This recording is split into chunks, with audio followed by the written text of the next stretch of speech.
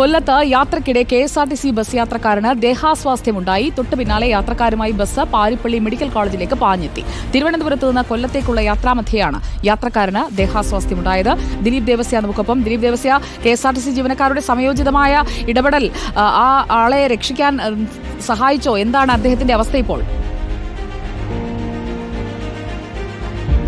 തീർച്ചയായിട്ടും സുജിയ, ഒരുപിടി നല്ല യാത്രക്കാരും മനസ്സലിവുള്ള യാത്രക്കാരും അതോടൊപ്പം തന്നെ ഇതുള്ള ഡ്രൈവറും കണ്ടക്ടറും ഒപ്പം തന്നെ ഉണ്ടായിരുന്നു. അവർ എല്ലാ സംയോജിതമായ ഇടപെടൽ കൊണ്ട് ഇപ്പോൾ ചാത്തന്നൂർ സ്വദേശിക്ക് ദേഹാസ്വസ്ഥം ഉണ്ടാകുകയും അദ്ദേഹത്തെ ഇപ്പോൾ പാരിപ്പള്ളി മെഡിക്കൽ കോളേജിലേക്ക് മാറ്റുകയും ചെയ്തിട്ടുണ്ട്.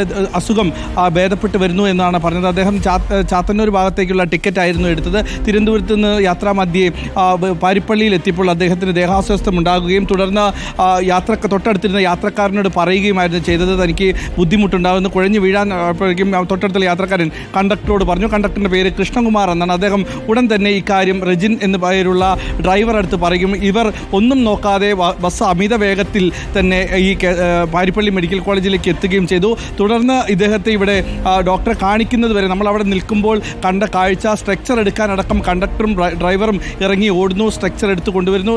ഈ രോഗിയെ ബസ്സിൽ നിന്ന് എടുത്തിറക്കി ആശുപത്രിയിലെ കാഷ്വാലിറ്റിയിൽ ഡോക്ടറെ കാണിച്ച് അതിന് 20 മിനിറ്റോളം സമയം ചെലവഴിക്കേണ്ടി വന്നു. ഈ 20 മിനിറ്റും യാത്രക്കാരുൾപ്പെടെ ആശുപത്രിക്ക് മുൻപിൽ ഉണ്ടായിരുന്നു. അവർ ഈ രോഗിയെ ഡോക്ടറെ കാണിച്ചു. അസുഖ വിവരങ്ങൾ അറിഞ്ഞതിന് ശേഷമാണ് ബസ് 20 മിനിറ്റുകൾക്ക് ശേഷം മടങ്ങിപ്പോയത്. ആറ്റിങ്ങൽ ഡിപ്പോയിലെ ബസ്സാണ്. തിരുവനന്തപുരത്ത് നിന്ന് കൊല്ലത്തേക്കുള്ള യാത്രാ മധ്യയായിരുന്നു ഈ ഒരു അപകടമുണ്ടായത്. അദ്ദേഹത്തെ സുരക്ഷിതമായി ആശുപത്രിയിൽ എത്തിക്കാൻ സാധിക്കുകയും ചെയ്തു. സുജിയ.